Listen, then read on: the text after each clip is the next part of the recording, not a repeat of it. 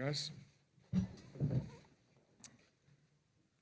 Before we get started, Kenny apologizes. He will not be here today. He had to step out and accompany Kyrie to see our doctor as Kai got hit with an inadvertent elbow during pickup this morning. So he's going to go check that out first.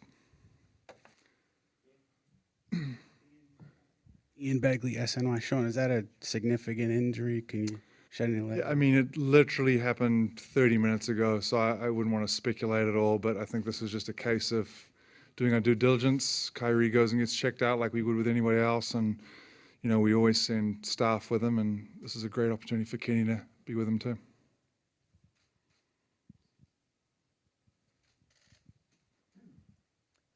Howard Meldell with Forbes. Obviously, since the last time we spoke, a couple things have happened with the organization.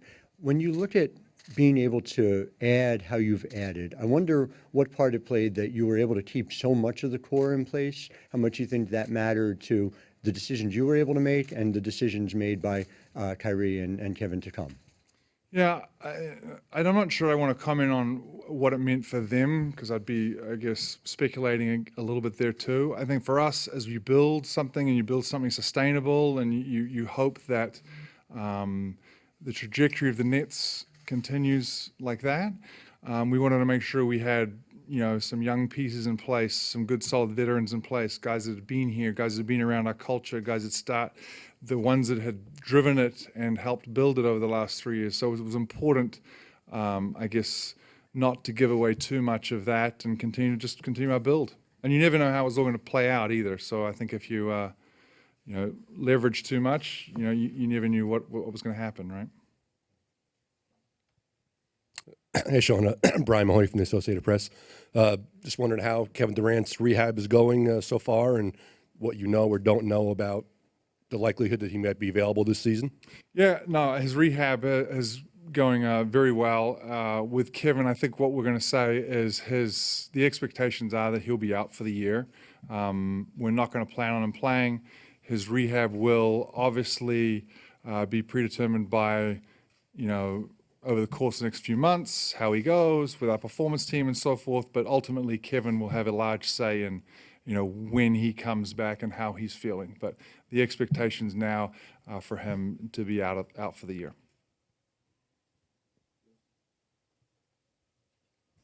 Hey, Sean, Bruce Beck, WNBC TV. You have all your core pieces in place and all signed long term. What does that mean to the immediate future of this franchise? Well, I think a couple of things. One, it's a credit to everybody from scouting group, analytics group, you name it, because they've found some pieces that we've all been willing to sign up long term, and these pieces have also, you know, wanted to come here and re-sign with us long term. So I think with that, definitely there's different expectations as to how you go about building and the wins and losses and so forth. But it's also a great challenge for us. It's a great challenge when you implement, you know, 8 new players to your group, you implement new staff, and you say, well, look, you know, how much of the culture changes and what facet does it change and how does our system have to change and so forth along with all of that.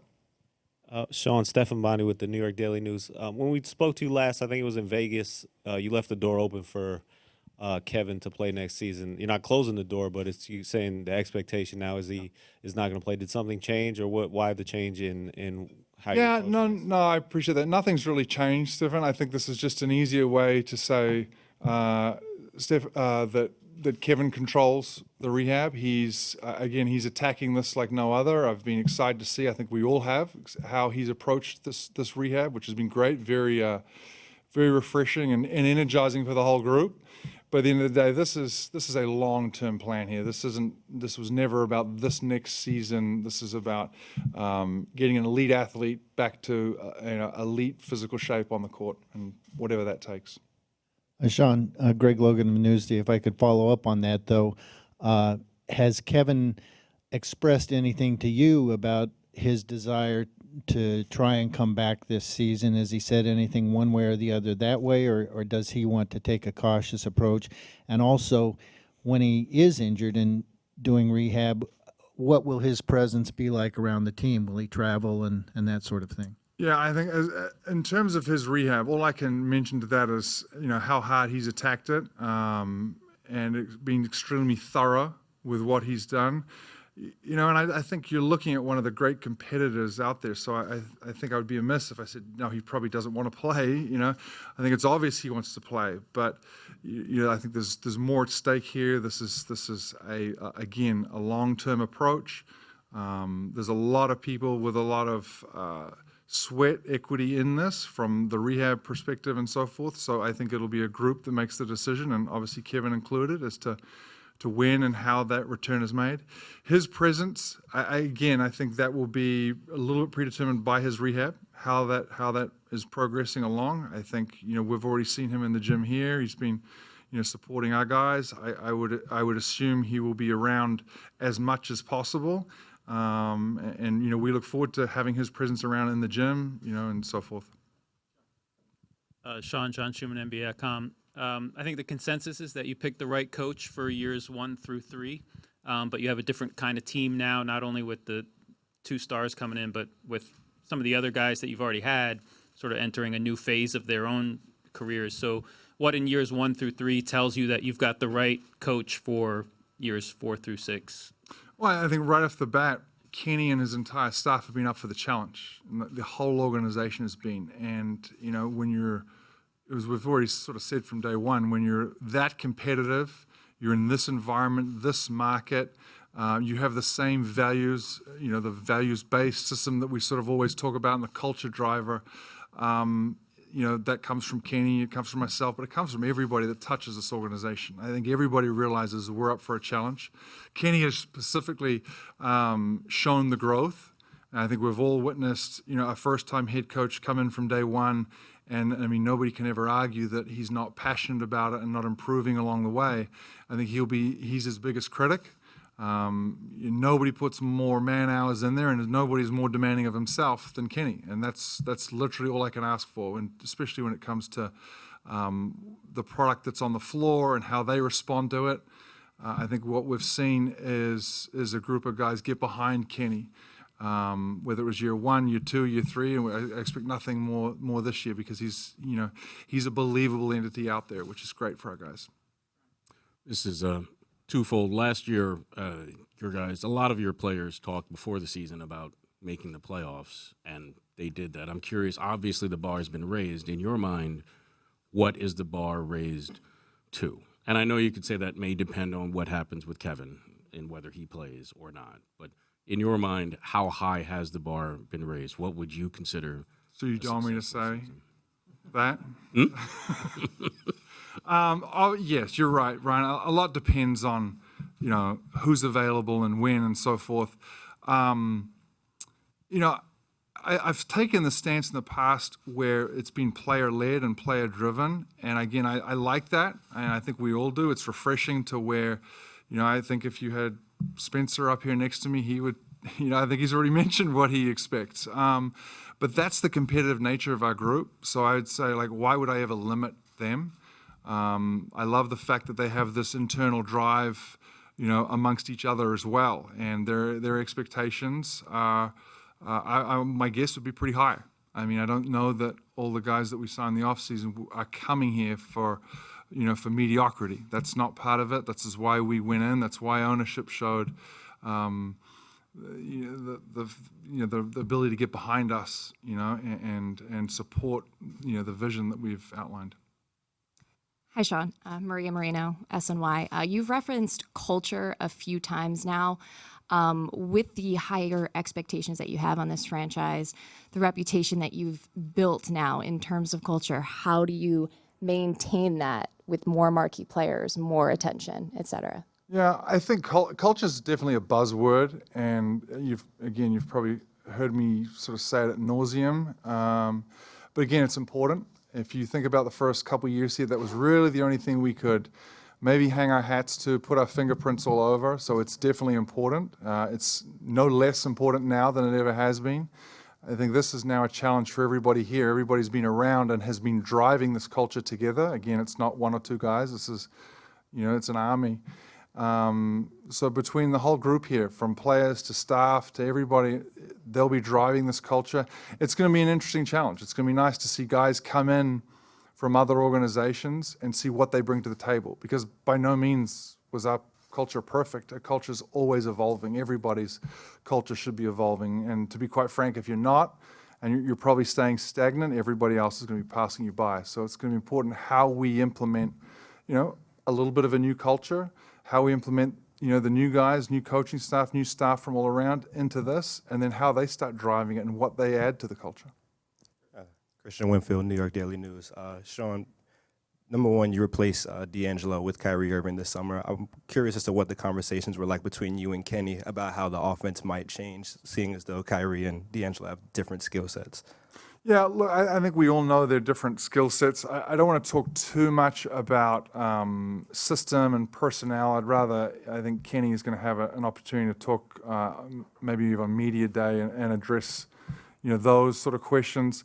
I think it's well versed as to what Kyrie brings in terms of, his speed and athleticism and shooting touch and vice versa. And then the same thing, what we miss from not having D'Angelo around as well. So, we wish D'Lo all the best, but we're obviously pretty excited about, having Kyrie in here. And I think it's been, we've seen it out on the court already in these pickup games. The leadership, the work ethic, and the competitive nature that he has brought to the group has been terrific.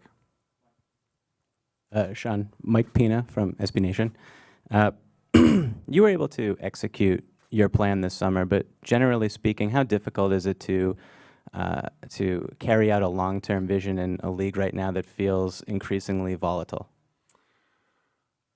Yeah, no, I mean it's definitely difficult. I think there's never really those opportunities to take a deep sigh and go, okay, great. We know this challenge is just starting now. The challenge is a little different than it was years 1, 2, and 3. It's certainly, as Brian mentioned, expectations are different. I think we're up for the challenge. It's a players' league. I mean, players have shown that they're dictating, really more than GMs, more than coaches, how and when and where they want to go and so forth. So I think it's been an interesting summer in that regard. All we can do is put out the best environment that we see fit for these guys, coach them, develop them, do what we do as well as we do, and hopefully these guys gravitate and want to be a part of it. Sean, George Willis, New York Post. Were you there when Kyrie was injured? Did you see it? And what was your reaction if you weren't there or were there when you first heard about it, and was there blood spilled? Sounds like a horror movie. No. Look, I don't want to go into details like that. It was definitely not the graphic portrayal that you sort of outlined there. But I think this is a case of us being cautious with all our guys. And, again, a stray, inadvertent elbow, playing pickup games. Yes, I did see it. Those type of plays happen, frequently in the same game. So this is just a case where, he caught the elbow, and now we're just going to do our due diligence and check him out. Sean, Adam Zagoria from Forbes. How you doing? Just in terms of the fan base, do you feel like you have an opportunity, especially with Kyrie and KD now, to attract, millennials and a lot of younger people and maybe sort of take over the city a little bit from the Knicks? Or what's your approach just going forward, trying to attract younger fans? Yeah, well, I think that'll happen and probably has already happened kind of organically with the group of guys that we have in, a younger group. We're certainly learning a lot from our players. I am by no means a millennial, so they're teaching me things all the time. Now, yes, definitely with Kyrie and Kevin, there'll be a different fan base. There'll be a growing fan base. But I think that's hopefully going to be, a product of what we put on the court, how our guys play together, how our guys compete. I think, again, it still goes back. Nothing's changed just because you have, star level talent. Nothing's changed in this city. If you don't compete, you don't play at a high level, it's just probably not going to work. So, I think what Kenny and I have said from day one is how we're pretty demanding of the guys, the expectations, and these guys demand that of each other. And, not just the new guys that are coming in, but the guys that are, the holdovers for the last few years. Sean, two-part question, if I may. With Wilson Chandler losing him early on, how tough of a blow is that for your group? Anytime you lose a player that you've planned on really participating and contributing, a fair amount for you, that's definitely tough. So, it's definitely a blow for our guys. Are you looking to use that 20-game window where you can add a player on the roster to maybe bring in another body? Yeah, we would definitely look at that. I think there's, like always, you keep all your options open as long as you can, and I think that's what we'll do. I think we've seen over the last few years with our scouts and analytic group have done a heck of a job in finding some, whether they're diamonds in the rough and so forth, and our coaches have done a heck of a job developing. So I think our rosters, it's always going to be somewhat flexible. I mean, we're not quite as flexible as we have been the last few years, but we will definitely use that window in which to look at opportunities. Greg Logan, Newsday. There were some reports during the summer that Kyrie and Kevin were lobbying to bring in Carmelo Anthony. Is there any truth to that, and have you investigated that? Is it a possibility? Well, I wouldn't comment on any particular players that aren't here on our team. I will say that we'll do our due diligence on everybody. We've looked at multiple players. We've brought in several players, whether it's throughout the summer for pickup, and they've, come in on their own accord. It was, I guess, documented that guys were playing together in LA. So, I think for us, we'll use our Exhibit 10s. We'll use training camp in which to just try and figure out whether it's two-way spots and so forth. 'Cause I'm assuming the two-way question was coming from you too. So, we'll use that to figure out where we go there. I guess quasi-related to that, both Durant and Wilson obviously at power forward. I mean, we haven't had a chance to really speak to you since Rodion's had his legal issue. I don't know what you're at liberty to discuss and what you can't discuss, but what could you tell us, I guess, about your conversations with, your reaction and how seriously you take the charges, and B, what was your conversation with him like? What part of that can you share? Yeah, I'm probably pretty limited on what I can share, Brian, but to be honest with you, those, we sent out a press release, those allegations we take extremely serious. As a franchise, that goes from ownership, myself, all staff throughout here. We do take them seriously, and we're definitely going to let this play out in court. We'll support the NBA in their investigation, and obviously we'll support the authorities and how that goes. But my conversation with Rody was more along the lines of, look, we're here to support. You're part of our family. We're here to support you and support your family, and we're here when you need us. If you need to talk, you need to vent, you need to cry, whatever it may be, like we're all here for you. And I think you've kind of seen that already with what some of the players have said as well. Steve Lichtenstein, WFAN, just to piggyback on Ian's question and Brian's about the option to have another 16th player. Is it your preference to have that player in training camp, or is that something that's not necessary? It's not necessary. No, I think the way the NBA market is going, if you canvass the league, you look at other teams out there, they have to make decisions on their roster sizes and so forth. So we'll be watching that. We'll be watching the market, all over the place to see whether it's somebody we can bring in for camp early. Great. If not, I think we'll have definitely done our due diligence on who we bring in for those 20 games. Bob Windrum, Nets Daily. Do you anticipate that Kevin is going to go to China, and do you anticipate the entire roster will be going with you to China? Yeah, as it stands now, I think it's too early to say who would go to China, and whether, if we're talking injuries and rehab process, that will be predicated as to how he's going. I think, from somewhat of an outsider looking in at this early juncture, if I was to say, flying all that way, in and out of planes, so forth, is that the best thing for his rehab? I'm not sure, but again, we'll wait and see how that goes. You know, he's progressing well, so, you know, it's, again, a little too early. Sean, Mike Mazzia from Yahoo Sports. With Kevin, you expecting him to be out for the year. What did you guys kind of take away or learn from what happened with Golden State? Him potentially coming back too early. Whose fault is it? His camp, that camp, whatever. And did you talk with him about that kind of situation, making sure that it doesn't happen here? Yeah, honestly, no. We've never talked to him about that situation in Golden State. I don't think he wants to talk about it. We certainly don't. That's in the past. I think there's definitely things we can all learn, and we, strategically look how a lot of guys have returned, to play from these injuries, so to speak. But I think where Kevin is focused is right here. He's focused on his rehab. We're focused on putting, the best group of people around him to help and make sure that rehab goes to plan. Sean, Sam Quinn, CBS Sports, excuse me. You extended Karis LeVert this offseason. You have another player who's extension eligible in Taurean Prince.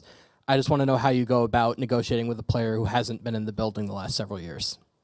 Yeah, no, it's a good question. I think we did our due diligence on Taurean. We're very excited to have him part of the Nets family, and I think that's the more we see him, the more comfortable we get with him, and I think he'll get more comfortable with us too. It's a two-way street. Like, I think he needs to come in here and adapt to whether it's the system, the coaching, the style, the city, you name it, all the things that go there, and we want to put our best foot forward, and we'll see how that goes. Sean, Christian Winfield, New York Daily News. Can you talk about DeAndre and what led you to identify him as someone that you felt would be a contributor on this team, and what is that? I guess what role do you see him playing alongside Jarrett, given Jarrett had such a great season last year? Yeah.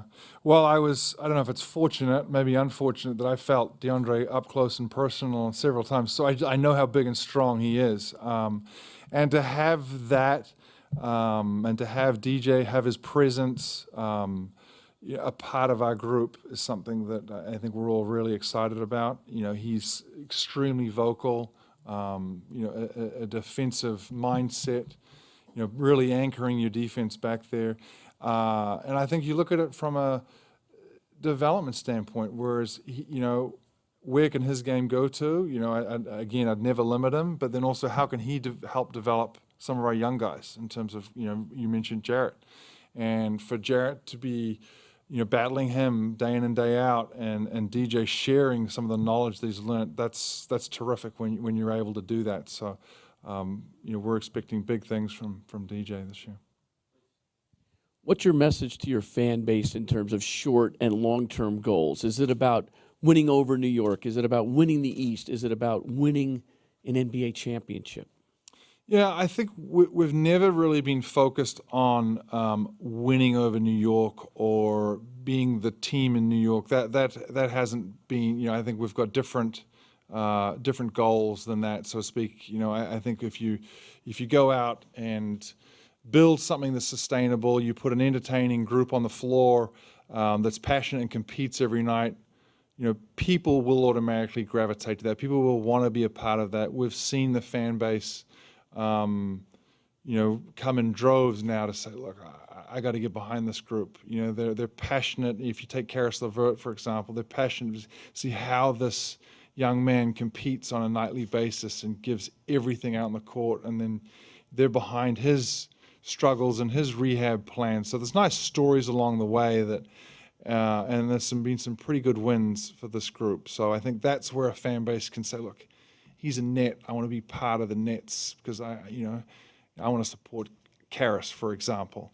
I think we would be in the wrong business if we were sitting here saying, well, our goals are just to be sort of sustainable and along for the ride or mediocrity. That none of those words exist with us. We're going to compete. We're going to compete at the highest level, and we expect the ultimate goal. I mean, that is why we're all in this business, and whether that comes whenever, I'm definitely not going to limit ourselves to saying, well, we have to do it then, we have to do it here, and so forth. But, part of the fun with all this is the journey along the way. Hey, Sean, do you expect anything to change now that you have a majority owner? And how much of an asset do you think Joe will be in, making this more attractive destination and being able to put as best product as you can on the floor? Yeah, yeah. Well, I think Michael and Dimitri were great partners, and obviously we all enjoyed having them around for the last 3 years. They gave us complete control, and we were able to really run this thing the way we wanted to do it, which is terrific. And now with Joe coming on board, I think with not only Joe but now with David Levy, there's been some changes along the way. But I think that's again, it has to be a partnership. It has to be clear communication across all levels. Nobody's working in silos here. It's business and basketball and business. It's not business or basketball. And all my interactions with Joe and his family lead me to believe that this place is set up for success. When it starts at the top, and Joe is the top, and and his family values and the way he conducts his own business, his personal life. I've personally seen him give talks at Alibaba, and he could come and give one of those talks here anytime he wants, because we can all learn from that. So it's going to be great. Greg Logan, Newsday. You've been building a youthful core for a long time, but now that you have all these star caliber, all pro caliber veterans like Irving, like Durant, like Jordan, how does the leadership dynamic change going forward, and do you expect them to sort of take charge of the team? I think they will just somewhat organically take charge. That'll happen. But I think one thing that Kenny's done from day one here is he's had a leadership group, and it's never been up to one or two people. It's leaders will rise to the occasion, and Kenny's very good at figuring out who they are and empowering them. And I think that's a great thing, because again, we go back to saying how it's a players' league. These guys want to have ownership. They want to have ownership in, you name it, how we fly, the hotels we stay in, what plays we're running out of an ATO, what they may have. And these guys have been around a long time, and there's not many defenses that, whether it's Kevin or Kyrie, haven't seen thrown at them before. So from a leadership perspective, and on the court, but also off the court, leading these young guys that we have, saying, look, things are different now. This is, you're in the limelight, you're in the spotlight. How you conduct yourself off the court is going to be extremely important. So the valuable lessons that, we haven't talked about Garrett Temple. So Kyrie, Garrett, Kevin, DJ, David, all the guys that have come in this year that are going to be able to contribute that and say, look, these are the lessons I've learned where I was and how I've come up through the league. Simone Sandri, Gazzetta dello Sport. Hey, Sean. What did you see from Joe in the World Cup, and do you expect him a different workload during the camp for him? Yeah, I guess regards to the workload, I think we've got to be very careful with a guy like that who has, carried a really big load for the last, really 2 to 3 months in terms of the build-up and so forth for Team USA. But what an incredible opportunity for Joe to be out there representing his country. I think he did a marvelous job. Kenny were able to go and see that firsthand and witness him out there and see how he conducted himself, but also how the other players gravitated to him and wanted to be around him. So we're extremely proud that Joe's a net, and the level that he played at and that opportunity that he was given over there is great. Hey, Sean, Caris is kind of viewed as the homegrown product of this Nets team. Can you talk about what it is that you saw from him before you drafted him those 2 years, I guess junior and senior, even though he only played half of those games? Yeah. What did you see from him then that led you to believe that he would be where he is now? And what do you see for him going forward now, since you just signed him to an extension?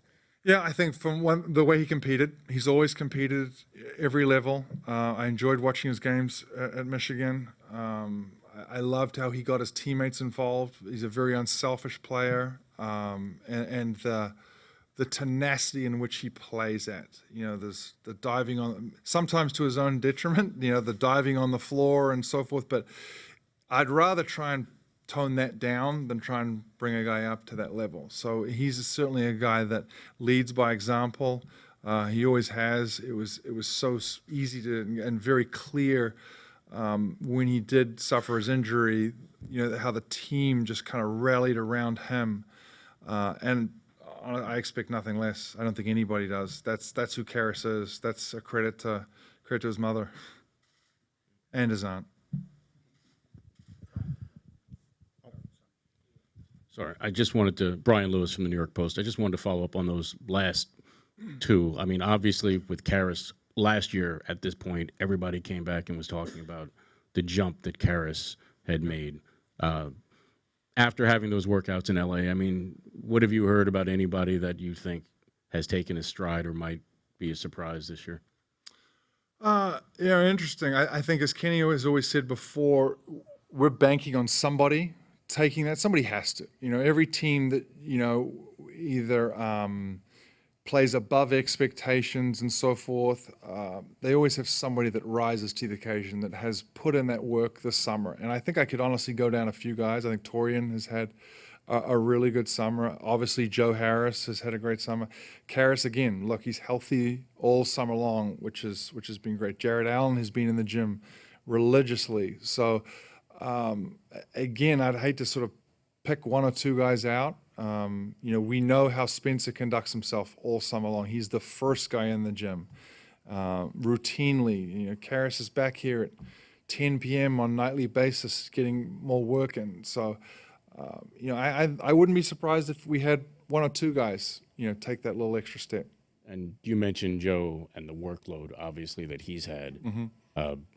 Obviously, his is above and beyond. But, I mean, everybody that's usually gone to China, team-wise, usually has a slow-ish or slower starter, pays a little bit of a price at the beginning of the season. How concerning is that, I guess, for you overall as a team and specifically with Joe? Yeah, I think it's definitely something we need to be well aware of and well versed in, and educating our players as much as we can. Everyone talks about the sleep deprivation, and you're flying all that way, and your recovery on your return. But it's also, what are you doing, above and beyond? Are you hydrating enough? Are you eating right? Are you sleeping right on your own? And it starts now. It doesn't start when we go to China. So it's the education piece right now. I was fortunate that I've been on several teams that have done these trips before, and yes, do you start off slow? Sometimes, definitely. But at the end of the day, it's what else are you getting out of these trips? You're spreading the brand, you're spreading NBA basketball. It's an incredible opportunity for our players to bond. They're going, to a foreign country where they're going to forced to sit down and break bread together. They're going to be forced to have conversations together and experience, to be quite frank, some life-changing experiences together. And these are the things they'll remember as we go about developing young men. These are the things that are going to be just as important as winning a game in October or November. Greg Logan, Newsday. What have you seen? Well, you alluded to the fact that they worked out together in Los Angeles. A lot of guys were out there. How long have they been around here getting ready for training camp? What have you seen from these workouts? And, how exciting is the overall level of talent that you've seen so far? Yeah, I think I would say the last sort of 3 weeks, guys have been, coming in and being around performance team, being around the coaching staff on a pretty regular basis. Again, eating together, getting, acclimatized to Brooklyn and getting housing situations all sort of settled. The talent that I've witnessed on the floor, obviously is pretty good. There's no question there. But I think I've enjoyed the camaraderie, seeing the banter, and just sitting back and watching two or three guys, form a bond over there, and then the next day there's another three or four, and the connections that are happening not only on the court, but off the court. I enjoy witnessing that. I enjoy, some of our younger guys that have been around here, a little longer. They're the ones speaking up, saying, no, this is the way, we like to do it. What about this? How about this? And then, guys like Kyrie, who's been religious here for 3 weeks, which has been great. coming in and just raising the bar from a competitive standpoint. Great. Back to Levert, he was probably your best player in the playoffs, playoff series. Part of that was just him finding his rhythm again, I think, after a couple months of ups and downs. But other than that, like, what did you see that allowed him to sort of perform on that stage specifically? I think it's probably his belief in himself. You know, I mean, Karras knows that he can never question, have I put enough work in? So he's put the work in. So I think that's look, here's the ball, go get it done. He's never shied away from taking the last shot. He's never shied away from a moment. You know, and he wants to compete at a high level. You know, I think I can remember Kenny and I, when we were beside his bed, and I think we were all a little stunned, like, oh my God, what do you say to this young man? You know, and he was the one, and he said, look, I'll be back better than ever. Don't worry about me. So it's that type of belief that is, one, it's galvanizing, and it sort of brings everybody together. It certainly brought Kenny and myself and his agent and his mum together that day. So, you know, that's the type of person he is, you know, and that he does it for the team. Thanks, guys.